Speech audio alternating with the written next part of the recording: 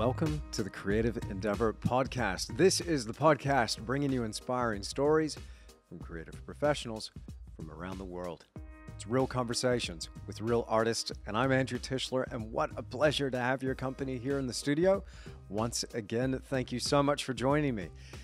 In this episode, I'm talking to Dina Brodsky, who, of course, you're following on Instagram, but if you're not, she can be found on Instagram at Dina Brodsky, Dina Brodsky, Dina Brodsky, and on her website, dinabrodsky.com.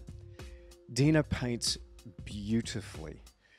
She creates these beautiful little miniatures. Her sketchbooks are just jaw-dropping. I've particularly enjoyed her series of tree sketches.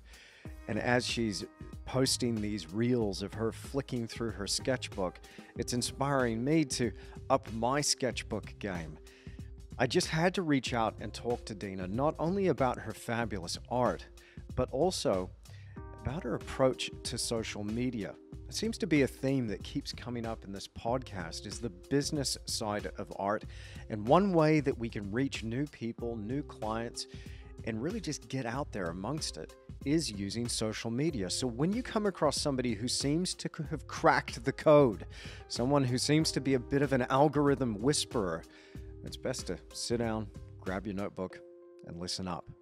Now, Dina has currently 933,000 followers on Instagram. And let me tell you, that wasn't by accident. It wasn't just sheer dumb luck of just posting a reel and it ends up going viral. Dina understands how to make this work. She understands the right action at the right time applied in the right way to get a result. And she even teaches how to do that. And in this podcast, I wanted to ask her all about that. What was her approach to social media, particularly Instagram, and how was she making it work for herself as a business? Now, she didn't hold back. She really was an open book in this podcast, and I'm very grateful for that. So I really hope that this is going to give you some food for thought, but also fuel for action. Now, before we get this podcast underway, you are listening to the audio version of the podcast. But did you know that there's an exclusive video version of the podcast? That's right. It can be found only on Tisch Academy. Simply go to tisch.academy. That's Tisch. You'll find that top linked in the show notes that accompany this episode. Go there, sign up. For as little as $5 a month, you can watch the video version of the Creative Endeavor podcast. Plus, there is hundreds of hours of painting content there. If you want to take your art skills a little bit further, then check that out. Also, there's my new course called the Creator Activator, and that is all about art business. I've just started uploading modules for that course. Maybe by the time you're listening to this episode, there might even be module 2 that's been uploaded. But do check that out if you want to take your art and your art business a little bit further. Okay, I'm going to get out of here. Let Dina Brodsky take over. Without further ado, here she is. This is Dina Brodsky and the Creative Endeavor.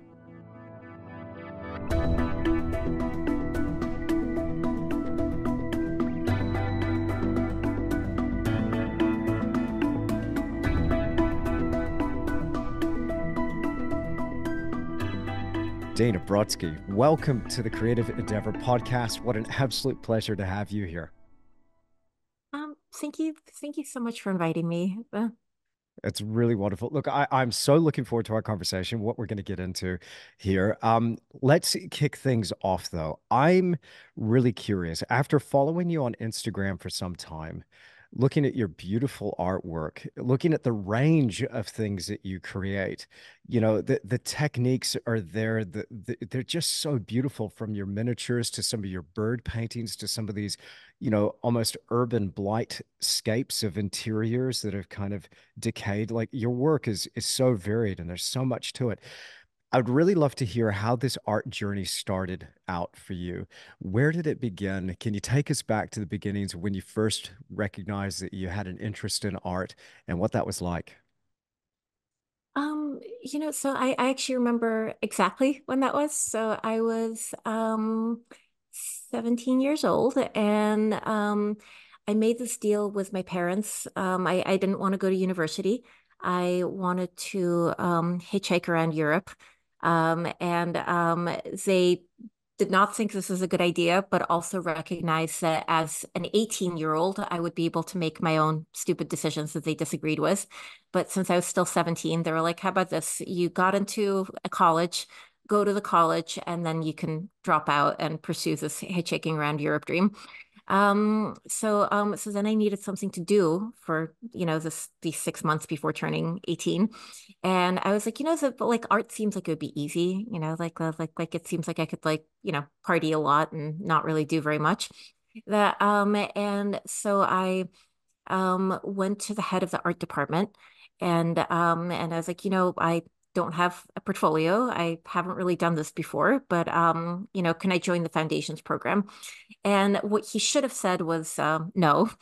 But he was actually a really quirky, really cool guy who was also about to retire.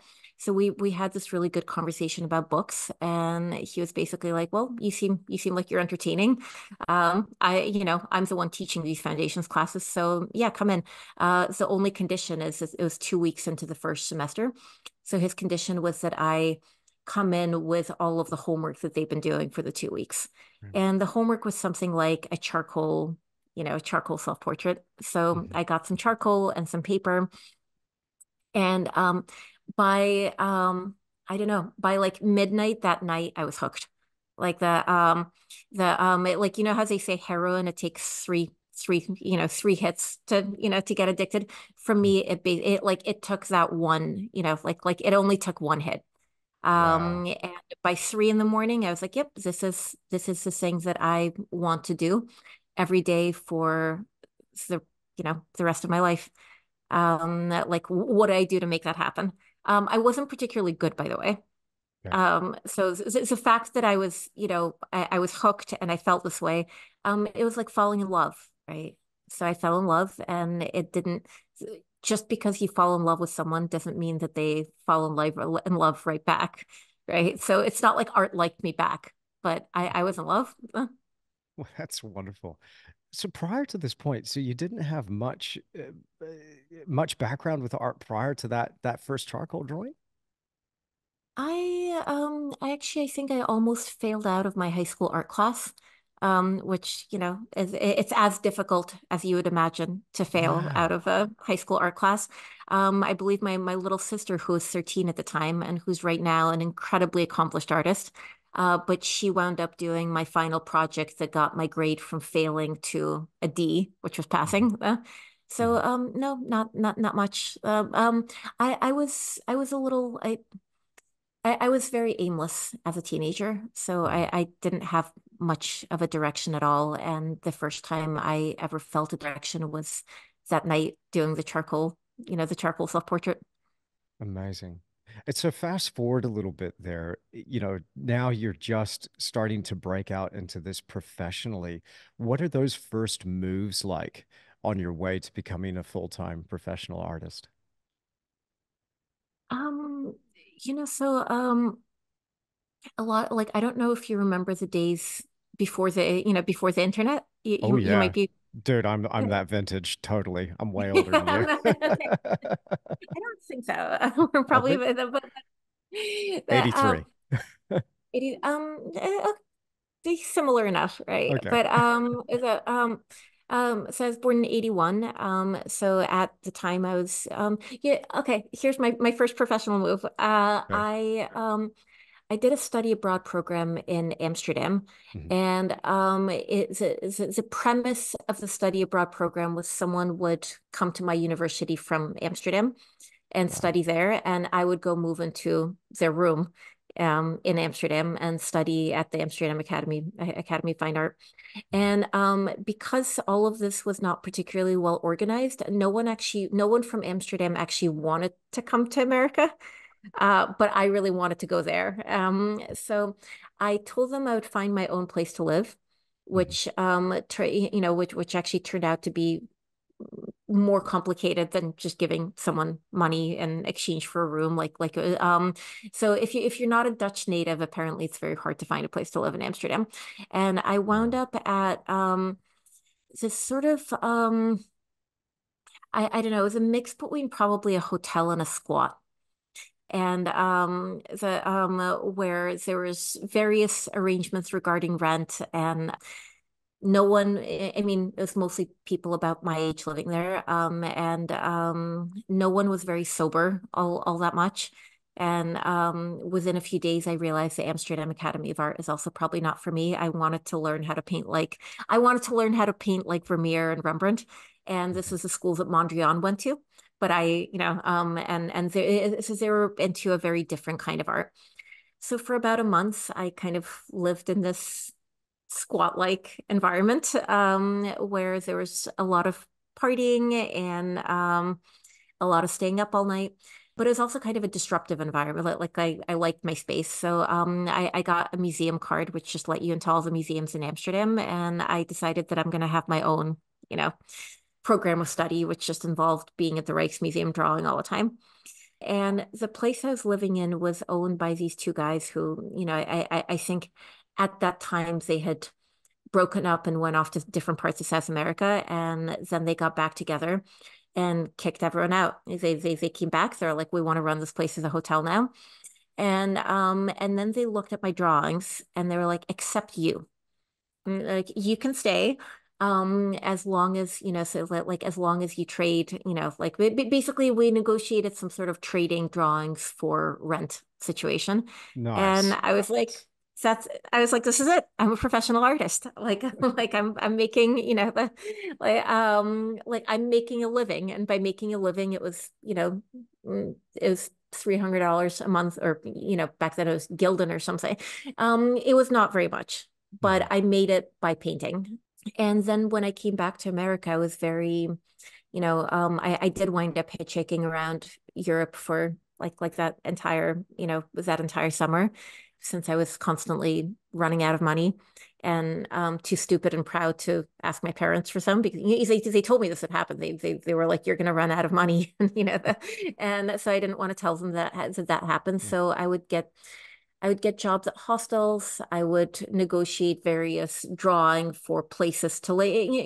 I found my way around Europe Mhm. and I drew a lot, but also kind of I got a taste of what it's like making a little bit of a living at it.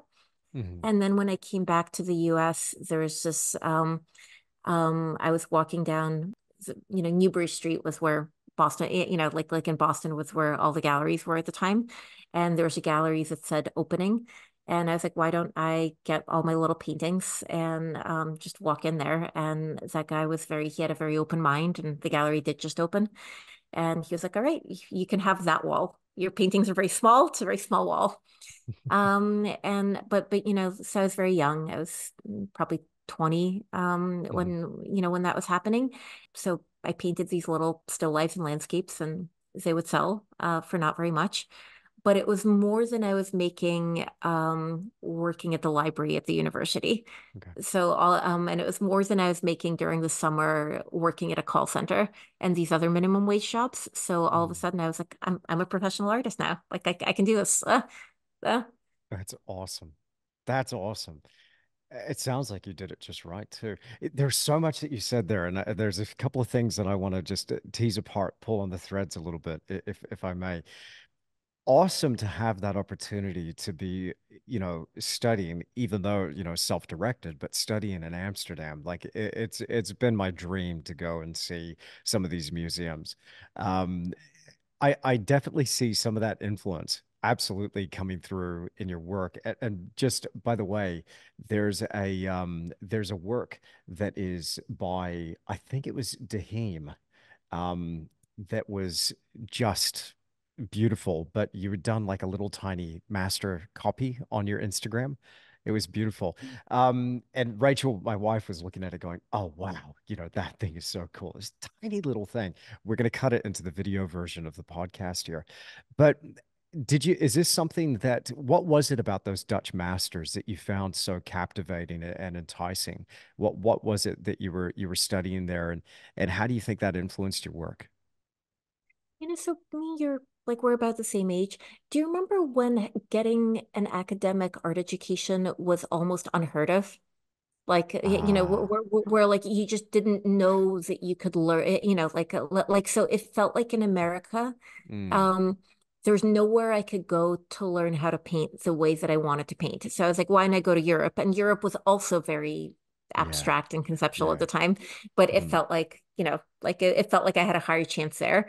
So I think it might maybe wasn't even so much like I think as far as Amsterdam goes, it was just the only place where there was a study abroad program mm, from my university. But once I was there, I spent more time at the Rijksmuseum. One of the places I lived in didn't have any heat. So and it was cold. It was like February, March in Amsterdam. mhm, So I was at the Rijksmuseum so much, partially because it was warm. mhm. But I take my little sketchbook and I try to figure out, like how they did what they did. You can't really like you can try, but a few years later, I ended up in a graduate school that did teach you how to paint like that, and within a week, they taught me everything that I've been trying to figure out, Oh on my wow, own for years. And within 2 weeks, they taught me like twice as much as I've been able to figure out on my own for years. So, wow, wow. um, yeah, but partially the experience of being very young, maybe a little reckless Mhm, and trying to figure it out entirely on your own in a country where you knew no one and and you didn't really know the language or the custom of the country. I feel like part of that um that maybe formed me in an even greater way than the Rijksmuseum. mhm. It's Well, again, it's just extraordinary what you've built. I mean, people that are listening to this, they no doubt know who you are and have been following you. I just checked back in. You've already cracked well over 900,000 followers on Instagram, and I know you've got a lot to say about Instagram in particular, with courses and some of the material that you put out. Something I definitely want to get into in this podcast. I want to spend a little bit more time though, just kind of delving into some of these earlier years and these moves that you're making. So you have this wall at this gallery. Is the gallery still in operation? Is it still going? No, no. Oh, okay. It wasn't an operation for very long, partially maybe due to the fact that the guy was open-minded and willing to take in people like me and a lot of other sort of probably art world drifters. But it was kind of my first taste of like this is what's possible. Hmm. And then like after that, and after that, I think my mother wandered into another local gallery and was like, "Oh, my daughter is an artist." Hmm. And the gallery director kind of told me to come in. And by that point, so I'd show up with like a backpack full of old paintings. And she was, she was young, she was ambitious, and it was during a time I think before the financial crisis of 2008. Mm. You could actually have like I got a taste of the traditional art world, which is you work for a while to put a body of work together. You have a show, the show sells out, that gets you through the next year while you're putting the next show together.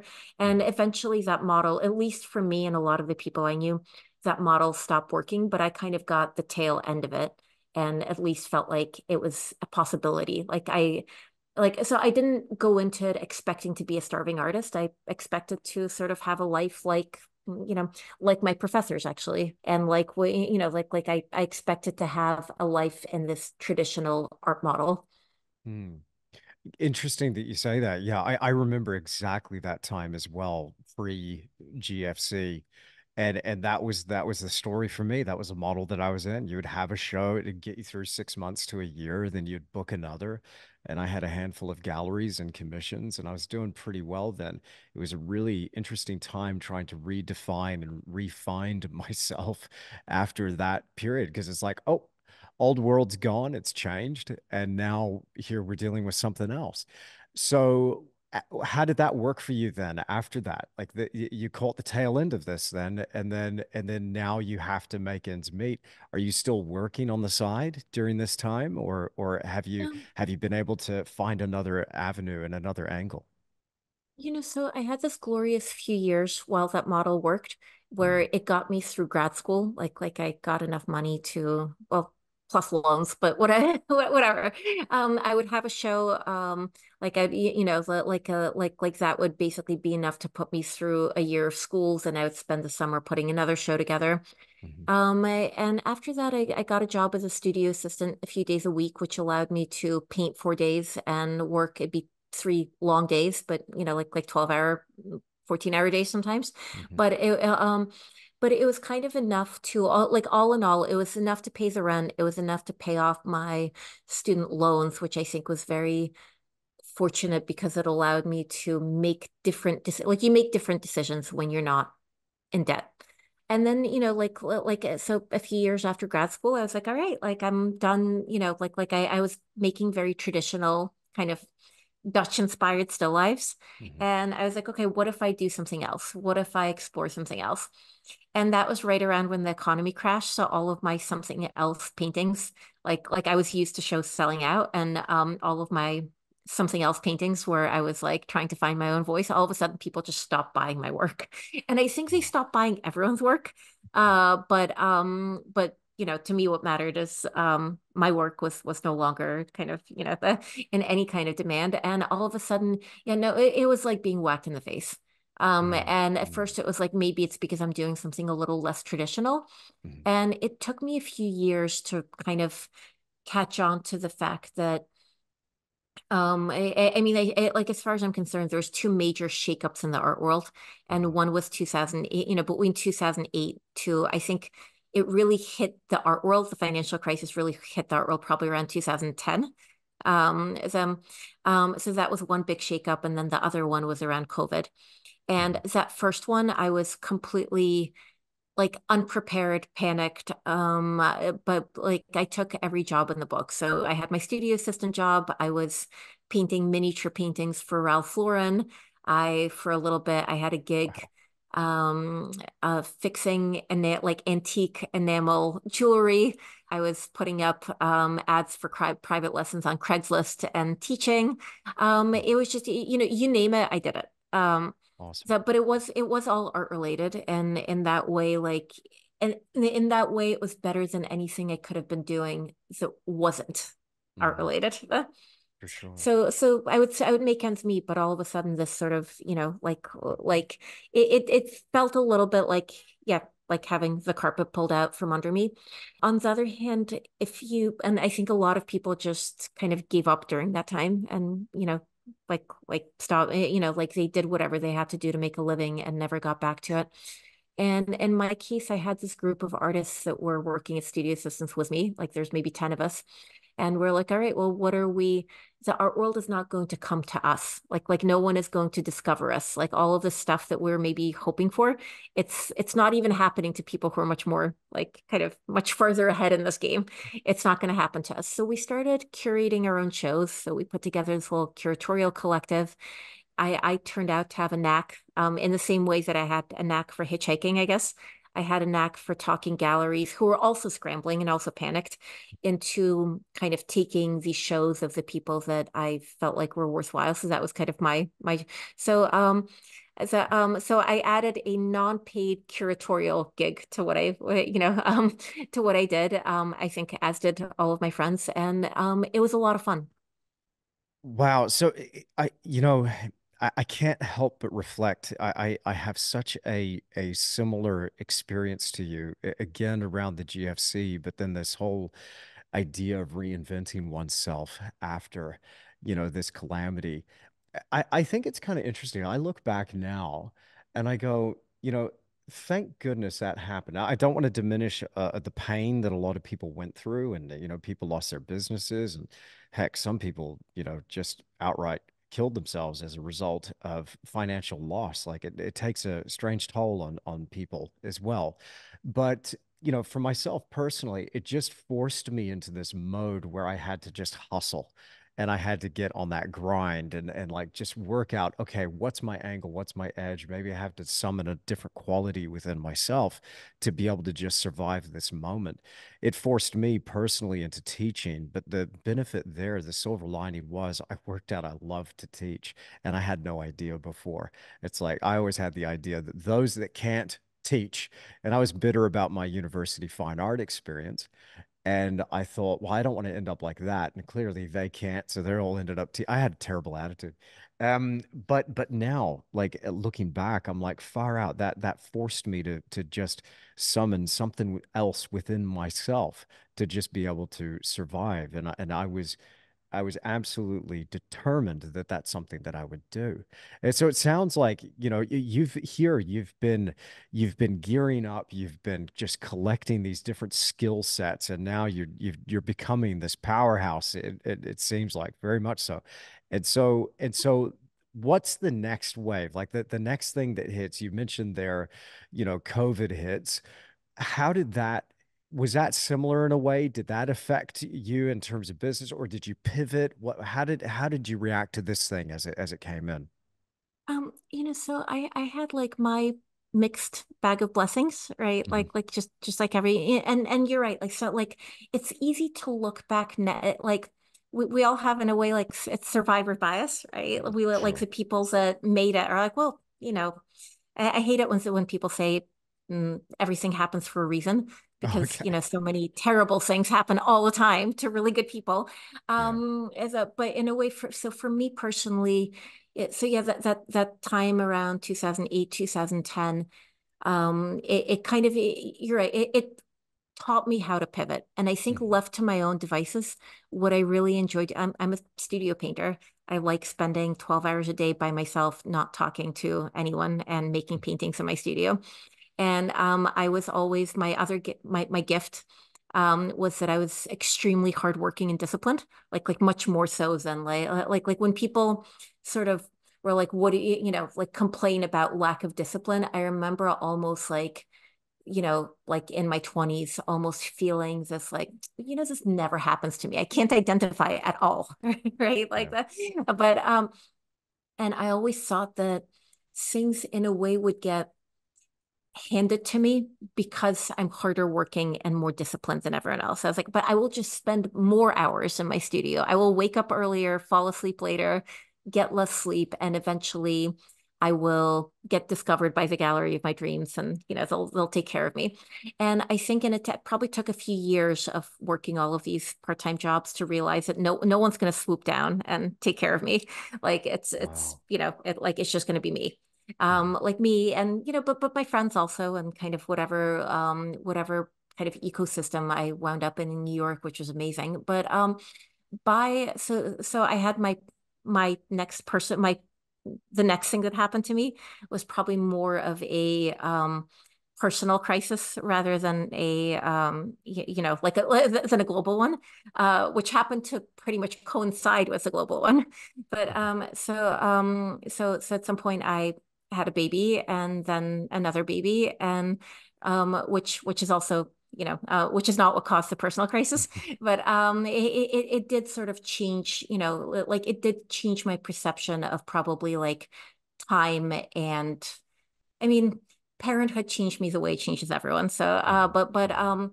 also, my kid's dad sort of, I don't know, bounced when the second one was born, about like a week or two after the second one was born. So then all of a sudden it was me and the two of them, and the first one was a toddler, and the second one was a newborn, Wow. and so it was like and then I was like, well, what are my skills? Like what are, like for a few years before that. So I had this weird foray into being a housewife for a few years before that. So all of a sudden, as I was sort of and I say he bounced, he gave me a bit of a soft landing where he was like, you can stay in the apartment for 6 months. I'm just not going to be whatever, I'll be in Russia or something. Um, so I had 6 months to regroup because I knew I had these 6 months where I didn't have to worry about things like the rent and like I was like, all right, so what am I going to need? How much money am I going to need to make? Where am I going to live? How am I going to like take care of them? How am I going to work? I think like so for a while I actually had these superpowers. And the superpowers were that I didn't need any sleep ever. I and my head was clear all the time. So Wow. there's this thing called postpartum depression, which I think is very common. Yeah. But there's this other lesser known thing, which I self-diagnosed myself with later, called postpartum euphoria, which sounds about like that, which is like, like women have a baby and some combination of hormones in their body makes them feel like everything is just fine and they have superpowers. And so I think I kind of had that. I had the gift of whatever, like whatever hormonal rush, which Mhm. made me feel like I could do everything. And so sort of like like I can paint, I can sell paintings, but that's not going to be enough for the three of us. So what else can I do? And I think a friend of mine was like, well, you've got this big Instagram account.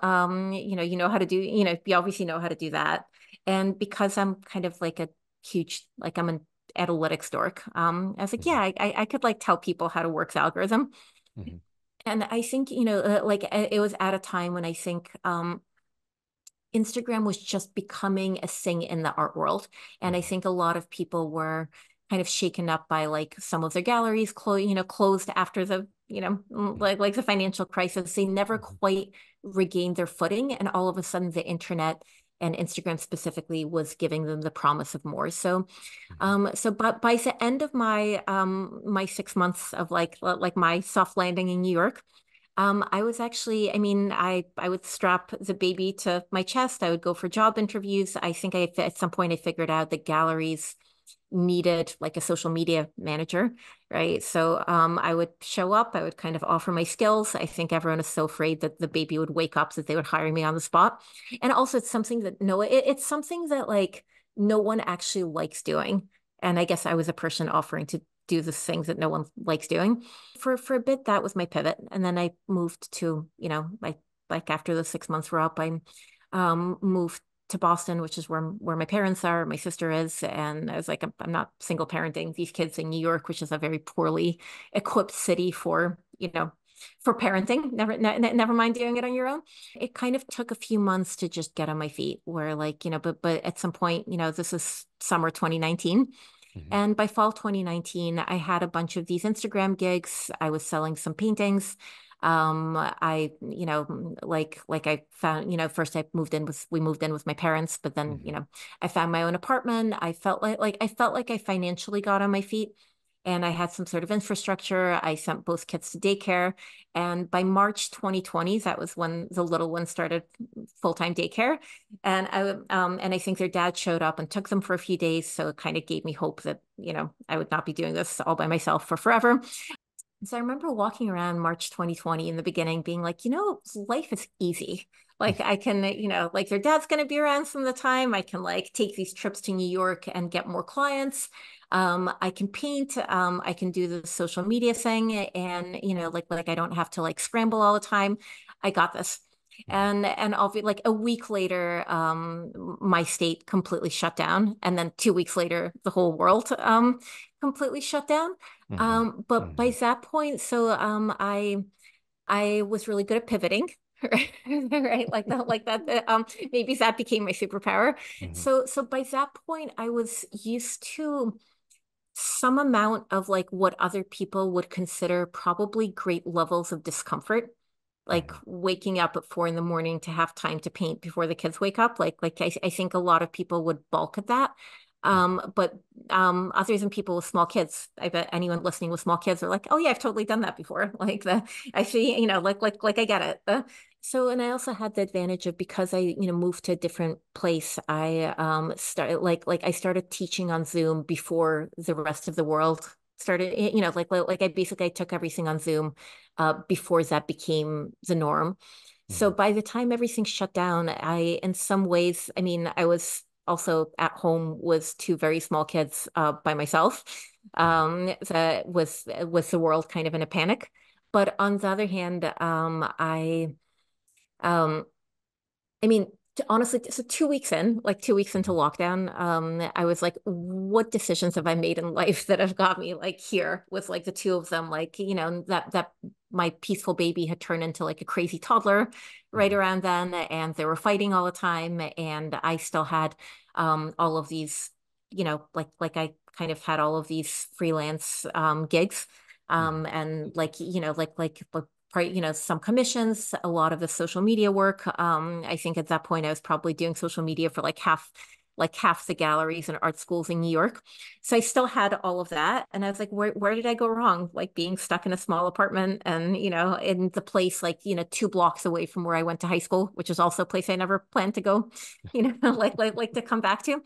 And then about a month in, I was like, oh, thank goodness I'm here in my small apartment, single parenting these 2 kids, working all these jobs. It's so much better than having had the same sort of explosive ending of the relationship situation, except being well, except ending up to stuck together. And like I feel which I think is actually what happened to a lot of relationships that were Oh probably yeah. more functional than mine.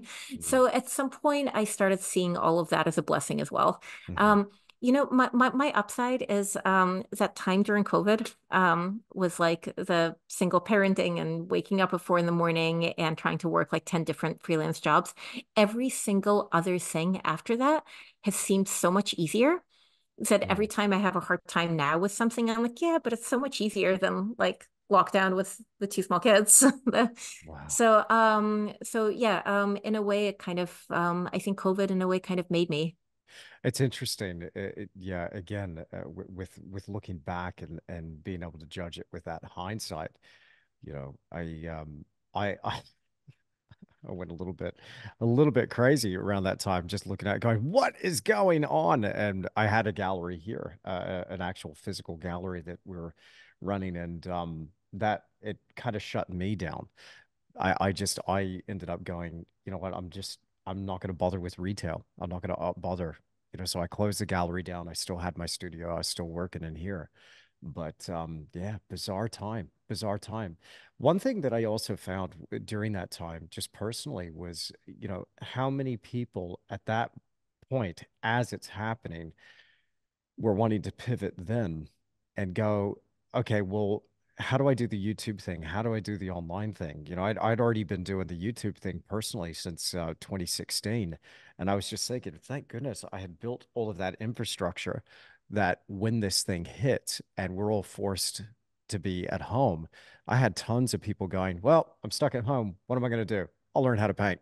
So, it ended up being quite an interesting opportunity. I didn't see that until later. I'm like, oh, far out. That caused us to just explode, which was a real kind of blessing. But again, notwithstanding, there was a lot of people who went through some pretty severe challenges during that time. And, not to be insensitive to that. And this is part, I guess part of that time, like I guess I say that everything, like everything after that has seemed so much easier than that. But one of the things that I wound up getting involved in, which is kind of like a weird, people took up bread baking and knitting, and some people took up painting. What I took up was putting together $2.2 million dollar public pressure fundraising campaigns for Russian children with spinal muscular atrophy, which I don't recommend as a hobby, because it was incredibly, stressful for one, and the stressful and incredibly sad, and but it was also this miracle drug called Zolgensma. It was the world's first gene therapy that came out at the time. And I think in America and a lot of other countries, insurance covers it. But Mhm. in countries where it's not covered, it's, winds up like the price tag on it at that time was $2.2 million. Wow. And the countries where it's not covered are also the countries which are much less likely to genetically test for it anyway. So I got involved with one of these kids in Russia, and I kind of put together or helped put together. I mean, by the end, like there's over 1,000 artists that wound up being involved in this. Um, but Wow. um, um, but it was kind of a campaign just spreading the message around this one little girl who needed this via bird paintings. Mhm. So all of the paintings of birds that I've been painting through lockdown, I kind of wound up donating through that. But it was also the first time I saw social media rather than just a way for me to scramble to make a living, while single parenting. I saw it as capable of doing something really, really good. And the first one Mhm. of these campaigns is called Birds for Sophia because that was the little girl's name. And we kind of like, like she got the medicine in time because the kids also needed before they're, something like before they're 6 months old, because after 6 months, their neurons have deteriorated to the point where, to the point where their quality of life is no longer good. But so she Mhm. she got it in time, and it kind of like it made me realize that behind all of these kind of numbers and statistics and algorithms, that I sometimes like fall into thinking about, there's real people and real artists, and that that can get together and do this thing, which is really kind of amazing. Mhm. It's incredible that Um, sometimes we forget that the people that are following us as well are actual people, and people can have an impact. We can have an impact on them. They can have an impact on us and the world. What an amazing thing to have done. Wow. And so I've got to ask, like $2.2 million, that's a lot. And you were able to raise that through selling no, paintings. no, No? we were not able to raise that by Okay. selling paintings. I guess the story is that an anonymous donor came forward, heard about this girl, came forward and bridged the gap. And but Amazing. bridging the gap was like the $1.5 million that was, that they needed. But I think, I guess my theory was always that the anonymous donor might have actually just been the company that made the drug to kind of, it seemed like any time there was enough noise made about any of Mhm. these children, they would find a way to get the child the drug to kind of make the noise go away. But you were able to make that noise though. That's So it awesome. turned out that I'm really good at making noise on the internet. Well, look, that this it seems like a perfect segue because you're certainly making noise on Instagram. Good night. Like that is a ton of followers. And I know it's not just about the following, like the quality of the work is there and the value that you add to the art world, the value that you bring to this community is absolutely there. It's incredible. I find what you say, what you post, the work, all of it incredibly inspiring. Let's get into this. As somebody who has struggled personally with Instagram, um, and have this on and off love-hate relationship with it for many years now, I look at people like yourself. You seem to have just like this innate understanding, but having heard you now, like it's got to be the result of that ironclad discipline that you've cultivated over the years. So what are some of the things that you've done, or what can you put this sheer number down to? What are some of those things that you think have contributed to this sort of impact that you've had on Instagram in particular? Um, it's funny. I was talking to my sister recently, and she's like, you're like the last person I would have ever expected to, become like an Instagram influencer. Mhm. And she's right. Every other thing I'm interested in and everything that I enjoy in life is basically the opposite of spending time on social media, Mhm. right? Like I like reading and I like painting and I like being in the real world, and I do not like being on, like in the metaverse. And the Mhm. metaverse is what happens when we open up our screen, right? Like I Wow. don't think Yeah. anyone needs the metaverse the way that, you know, Zuckerberg and his, bunch of Silicon Valley douchebags, that want that you can cut that word out if you want. No, I'm keeping The it in there. It so fits, dude. That guy's not the real. He's not real. uh, no, he's real. I just I don't think that people want the metaverse that he's talking about, but Yeah. we don't need it. It's already here. Like Right. every time we open our computer, specifically every time we pick up our phone, I think we step into we step out of the real world, no matter where we're in, and into the metaverse. And in the metaverse, things are probably less emotionally, like things are run differently, and it's a good way to numb yourself out. It's entertaining. It's a place you can go to make money. It's a place you can go to make connections, but like it's a place you can go to just be endlessly entertained in the way of like David Foster Wallace's Infinite Jest is like about like infinite Mhm. entertainment and how we're all entertaining ourselves to death, Mhm. right? Everything that brings us, I think, true joy and true meaning in life happens in this world, not that world. Um, Right, right. um, uh, um, but I guess you're asking how I did this.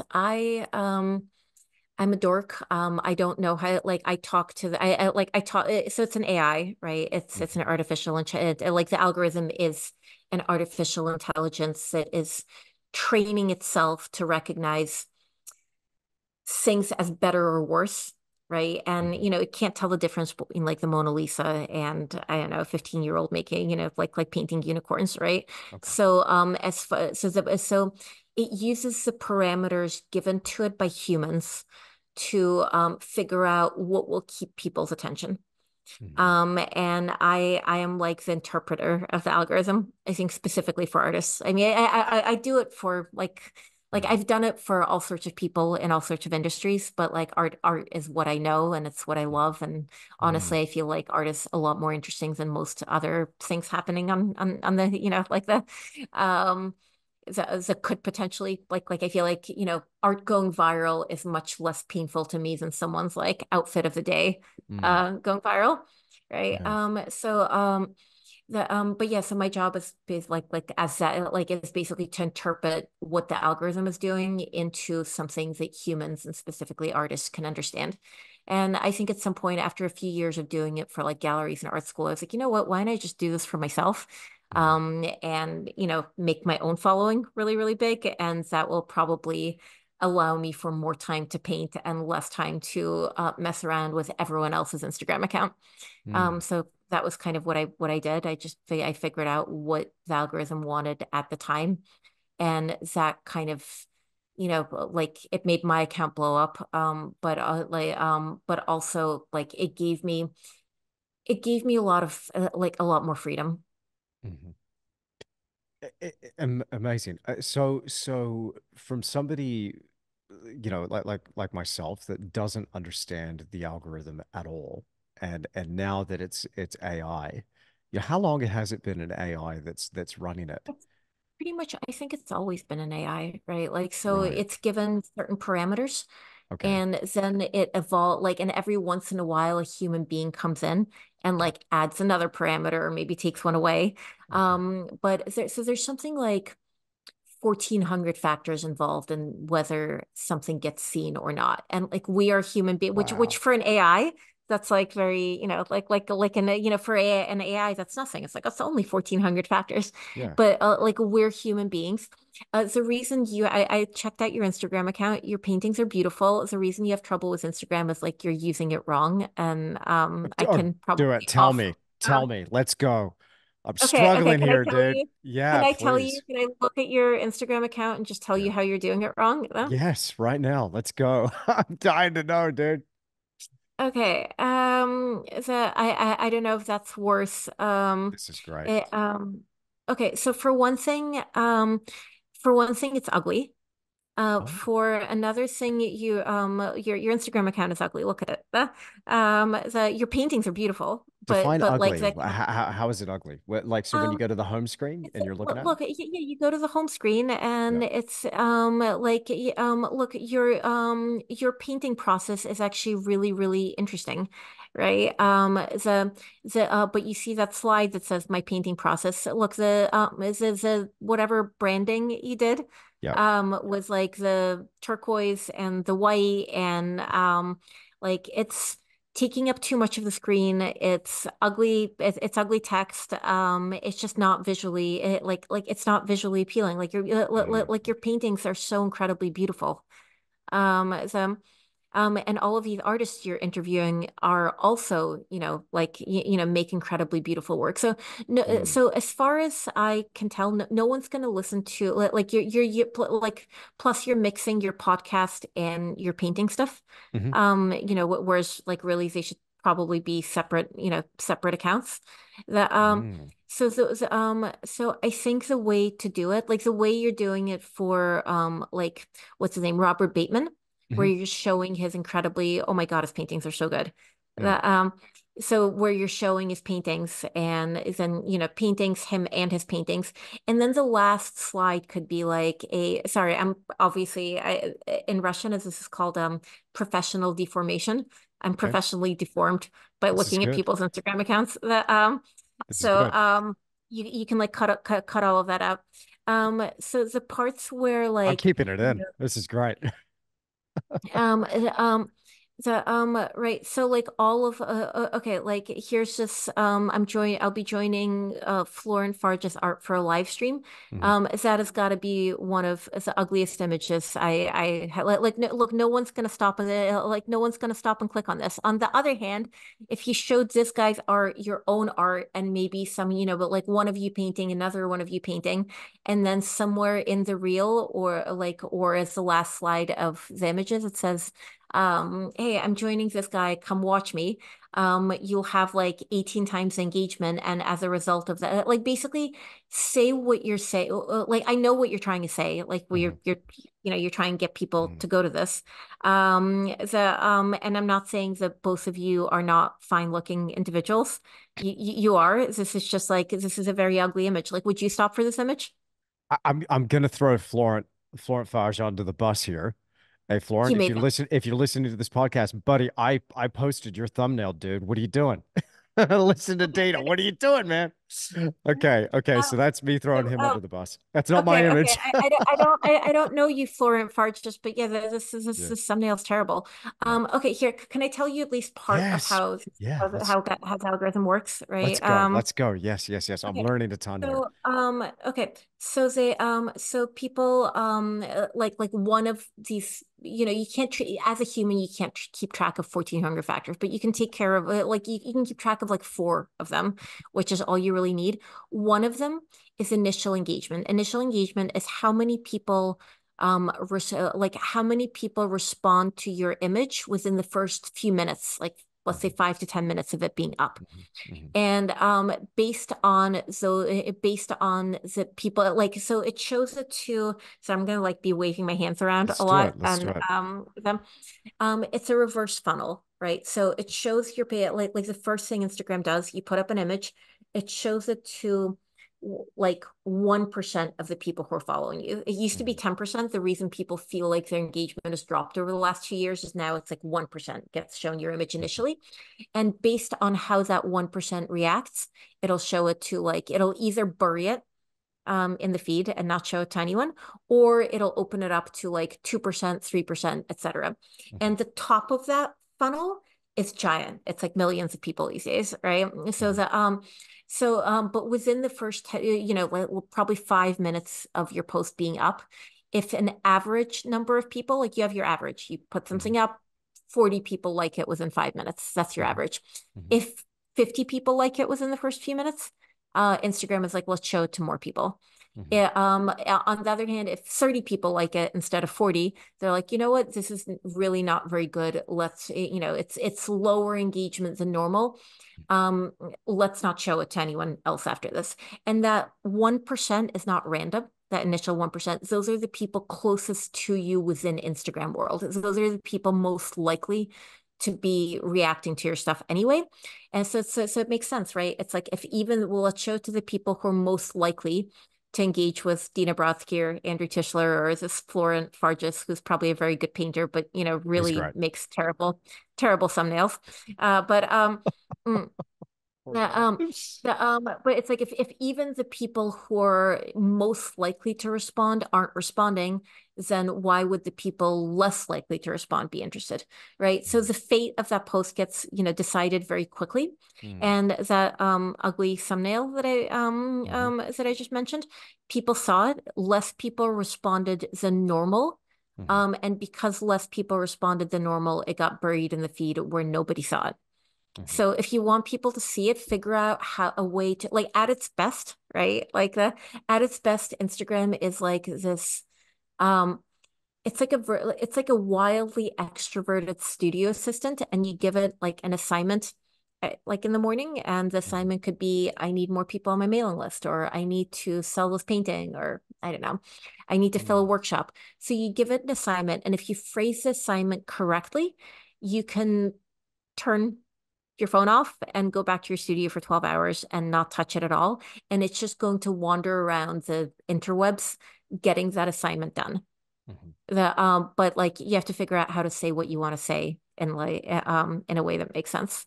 Like in a ways that'll work, right? So Mm. let's say 6,000 people responding to that live stream announcement would have resulted in a lot more people coming to the live stream than whatever you've got here, like 800, Mhm. right? And you can get 6,000 just by showing something different. Right. Mm. Okay. Okay. So in looking at your Instagram, like you've got no text on there at all. And I do want to say for the record, it's beautiful. Your Instagram's beautiful, stunning.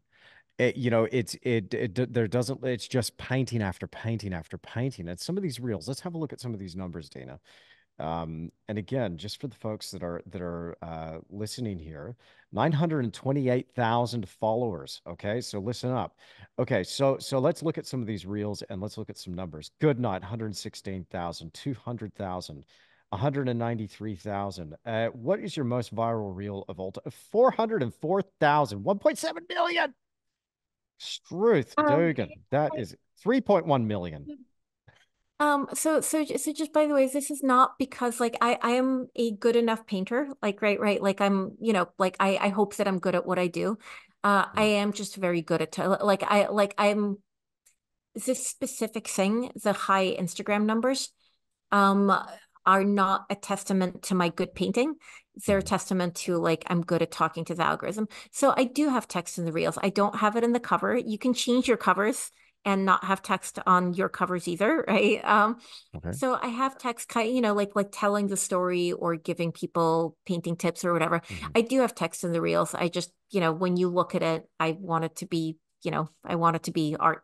Uh, So, that So you mean to tell me I can go back and change the covers of all of those ugly reels? Yes, yes, you can. But Okay, I'm going to do that immediately. you can change it to like the most beautiful part of that painting or whatever, whatever it is.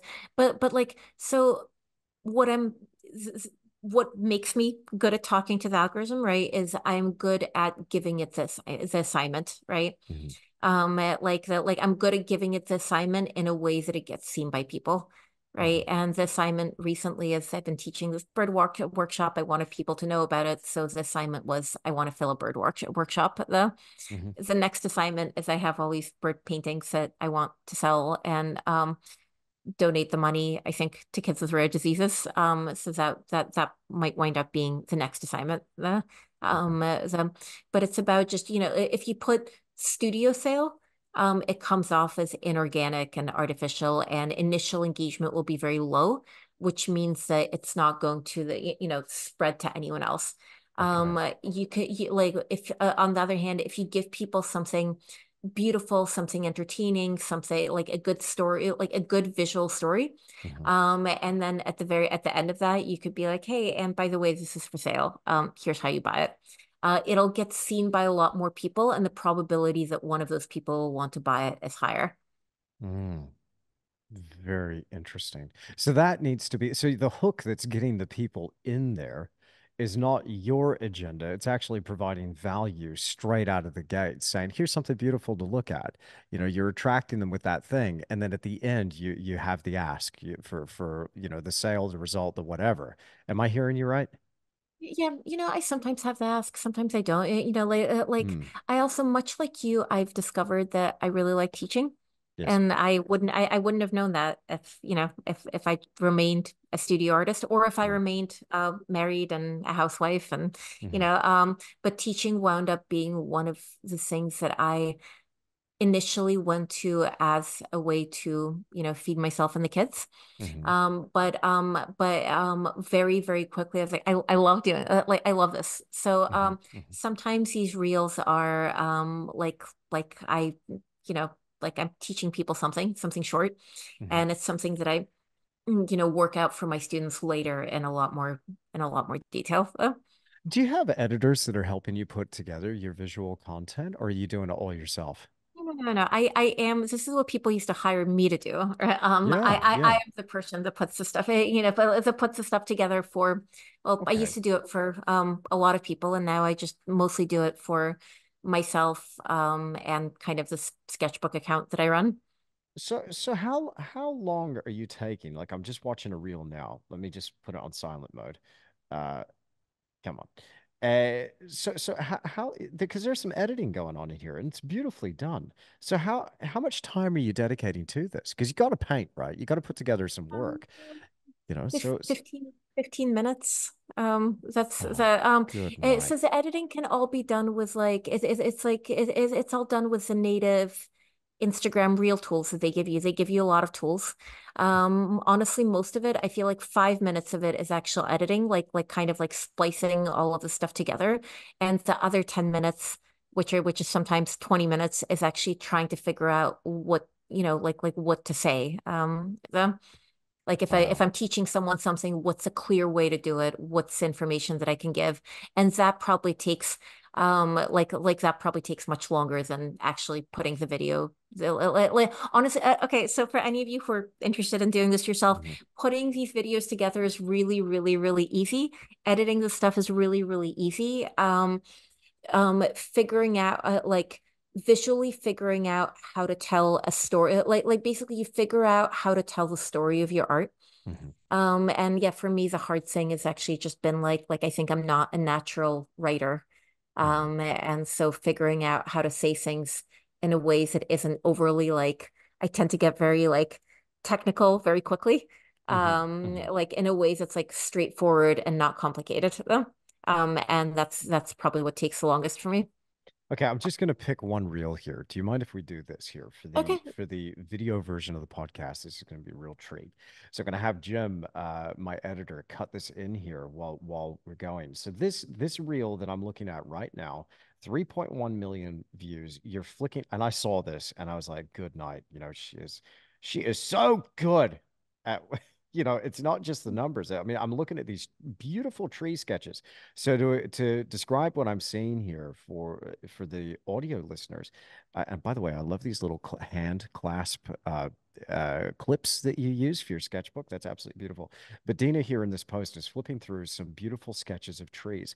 One page after another is just another stunning drawing, a study of trees with so much character. There's light, there's life in these things. Okay, so I'm going to the copy.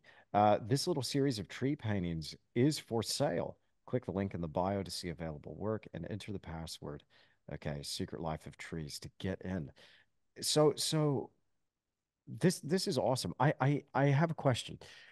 Sometimes when I mention, I think about this. I think when I mention the word like say like sale or episode or link or bio or whatever, that there might be some sort of algorithm tripwire that goes, don't you do that. Don't you send anybody anywhere else other than the feed. Is that true? Or are my suspicions valid or Um, Actually, they are valid.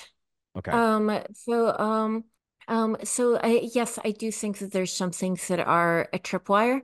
Mhm, I think link in bio became a tripwire. So your link in bio is actually, and whether or not people click on it mhm. is actually one of the factors that does matter. Like it's one of the factors that does matter, right? Right. So if people are clicking on your link in bio, I say that actually has a pretty heavy weight Mhm, as far as like those algorithmic factors go. mhm, I think link in bio recently has become one of those tripwires, but mhm, 6 months ago it wasn't.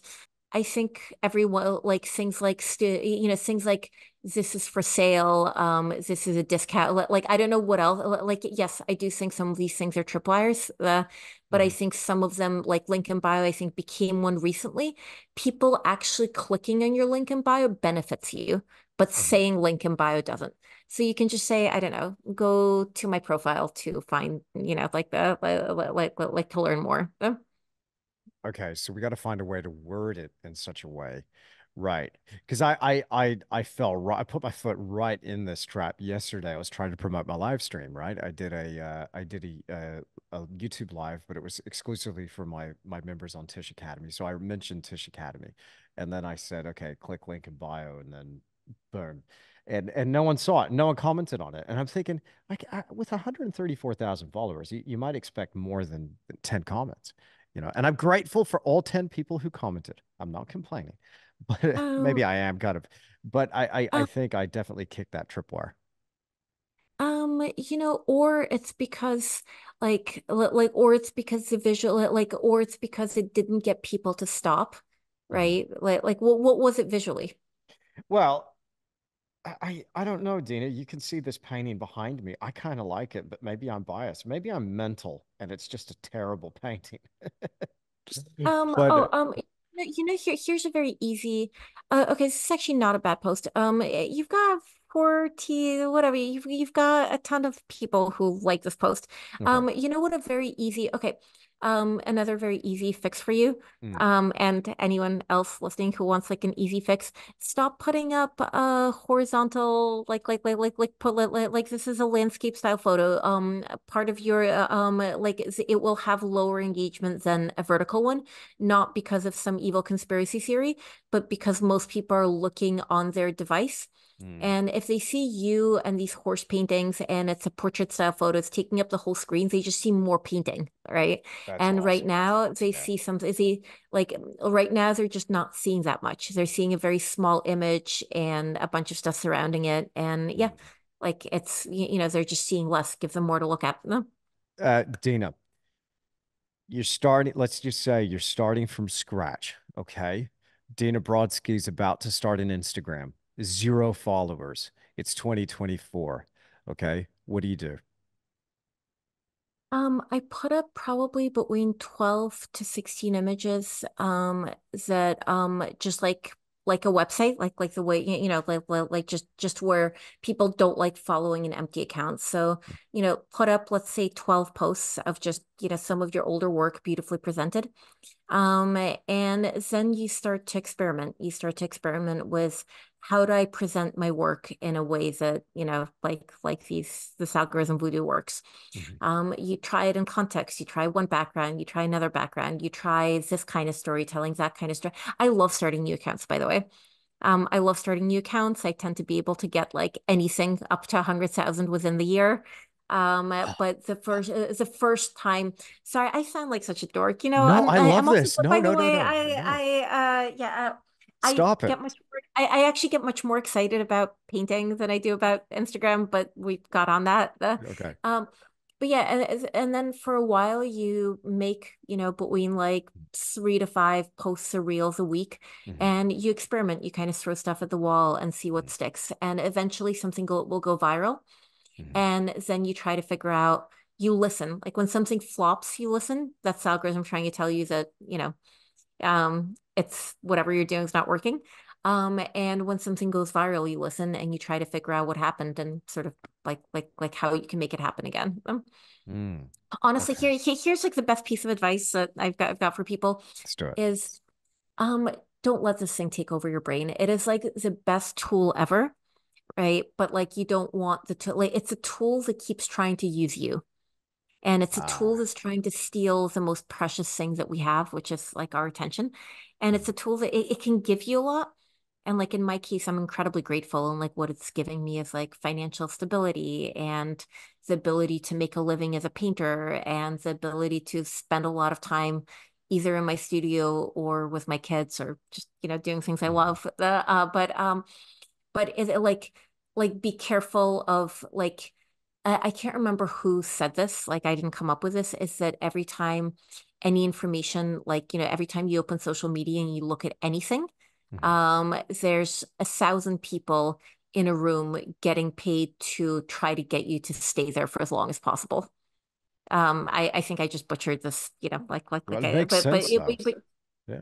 but you get what I'm saying. Hmm. So Totally. it's something that it is trying to steal your attention span. Hmm. It's something which is magical when it works, Hmm. but it can yeah, basically just don't spend too much time saying, like make your post or whatever, put your phone away, look at it in 24 hours, respond to whatever needs to be responded to. Hmm. Um, I guess in my other piece of advice is don't like action is better than sort of like motion. So don't plan too much. Don't like schedule weeks out. Just sort of act. Just be like, all right, like I'm going to show up on this thing for 20 minutes a day. Let's say 5 days a week. That's not a crazy amount of time. Mhm, And then I will put it away and just kind of see what happens. Um, mhm, I'm sorry. I teach this class. It's like this Instagram class. It's like 4 hours long or something. mhm. So this is me trying to like condense some of the points from the class. Perfect. So this But is probably the your last 10 minutes is just how to not let it drive you crazy. so this Instagram for artists available on your website, free Instagram troubleshooting guide, and then the you've got a course here. This is awesome. So you have three different tiers here. You've got the self-paced course, you've got the live workshop, and you got the empowerment pack. I like that sound Okay. of that. That's cool.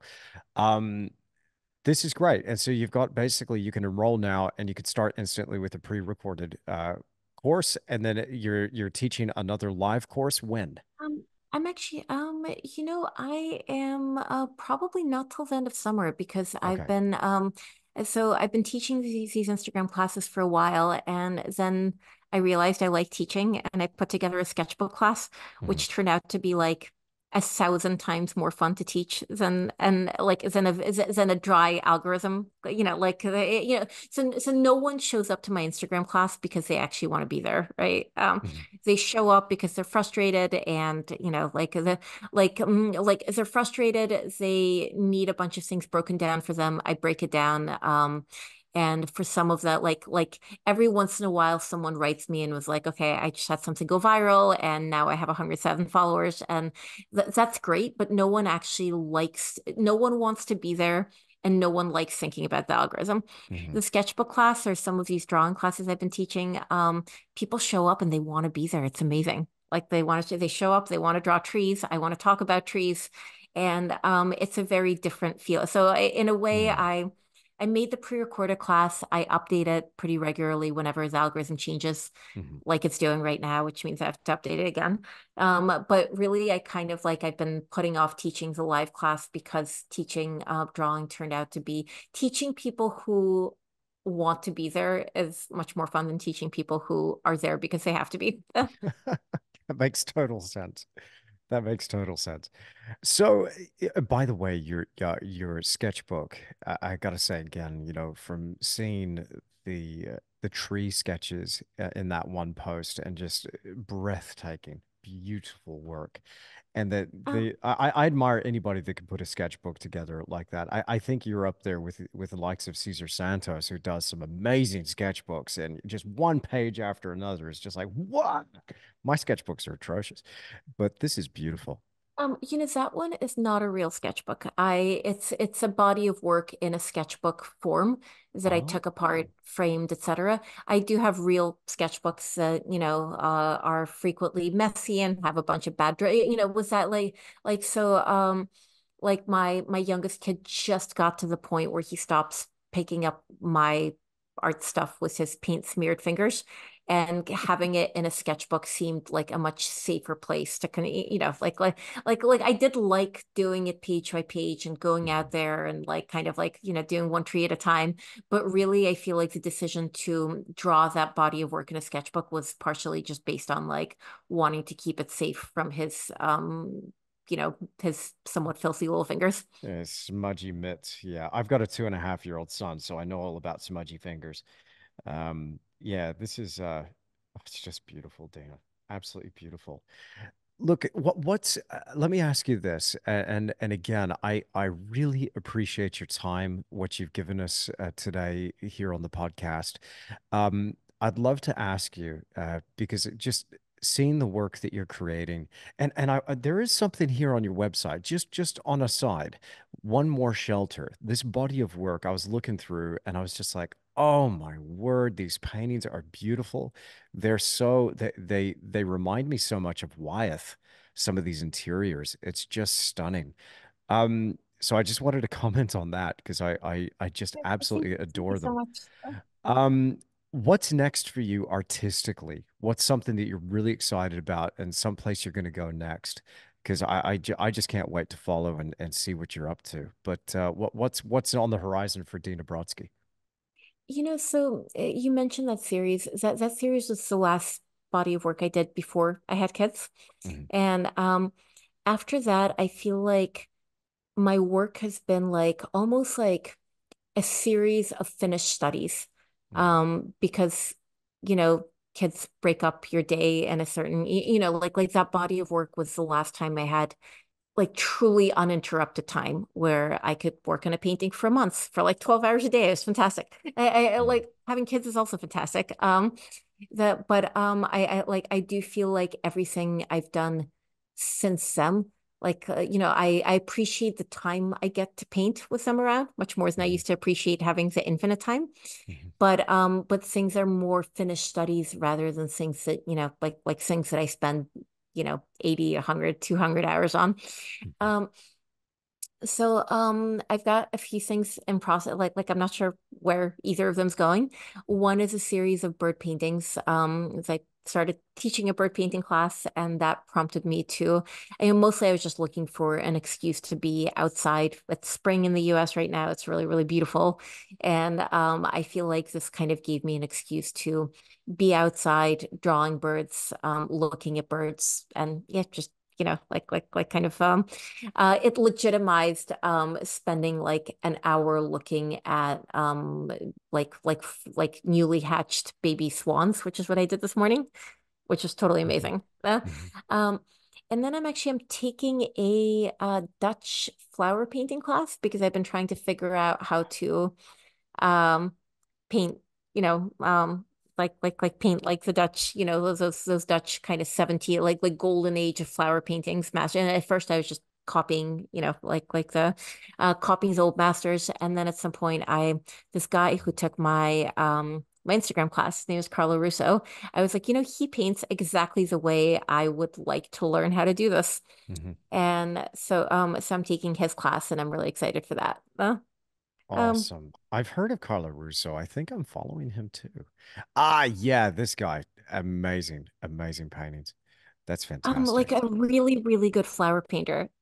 You are. Um, Yeah. so yeah, actually being a student again, I've been teaching for, for years now, and this is my first time being a student, and I love it. I love I love teaching, but there's actually nothing quite like having someone who knows more than you do about the thing you want to know about telling you how to do it. It's awesome. A bit like this podcast.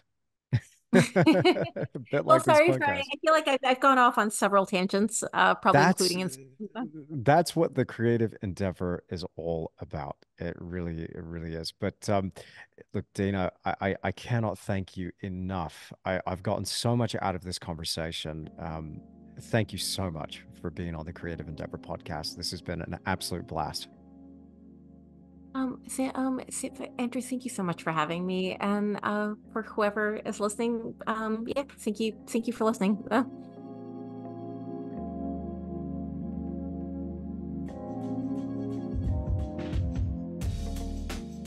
How cool was that? I really hope you've enjoyed this episode as much as I've enjoyed bringing it to you. I really appreciate you tuning in and listening all the way through. Thank you very much for being here, and a huge shout out and thank you to Dina Brodsky. Now, Dina can be found on Instagram at Dina Brodsky, as well as on her website, dinabrodsky.com. I'll include those links in the show notes. Make sure you check it out and follow her fabulous work if you aren't already. But I'm sure you are. I think everybody's following Dina, right? Anyway, I hope this podcast gave you something to think about and maybe some actions to apply to your own social media, to your approach to the art business. And hopefully you heard here about what it takes to really crack this thing. It takes effort, it takes discipline, dedication, and it takes action applied in the right way. And I'm grateful for an example like Dina to be out there. Again, I'm a huge fan of people that have reached this level of success. Success leaves clues. If you want to get what they got, you got to do what they did. And it's just amazing to be following somebody like Dina and trying to apply these things that we're seeing them do. So she was a bit harsh with her criticism here. I'll give you that, but I wasn't in the least bit fazed. I'll tell you that much. I'm actually very grateful for it, because when somebody like that is telling me, hey, you got a problem here, I'm going to listen up. Now, I have taken some action. There's no kickback in this for me, by the way. I'm not paid to say this, but I've taken some action, and I've actually signed up for Dina's course. And if you want to sign up for that too, I'll include a link to that in the show notes as well. And this is Instagram for Artists. I want to up my Instagram game. I'm not about to pretend I understand the algorithm. I'd like to get a little bit of an edge there. So if that sounds like something you'd be interested in as well, then check that out. All right, I'm going to get out of here and get back to painting. But before I go, I have a huge favor to ask you. A couple of things here. Could you please leave me a rating or a review on whatever audio platform you're listening on? It makes a huge difference to the show and getting this out to more people. And also, would you mind sharing this on your social media, on Facebook or Instagram? Let people know where you're getting all these good business ideas from. Let people know that you're really vibing this and you're enjoying the Creative Endeavor podcast, and it's fueling that creativity while you're slinging that paint in the studio. I really appreciate it. Okay, I'm going to get out of here. Can't wait to see you again in another episode of the Creative Endeavor.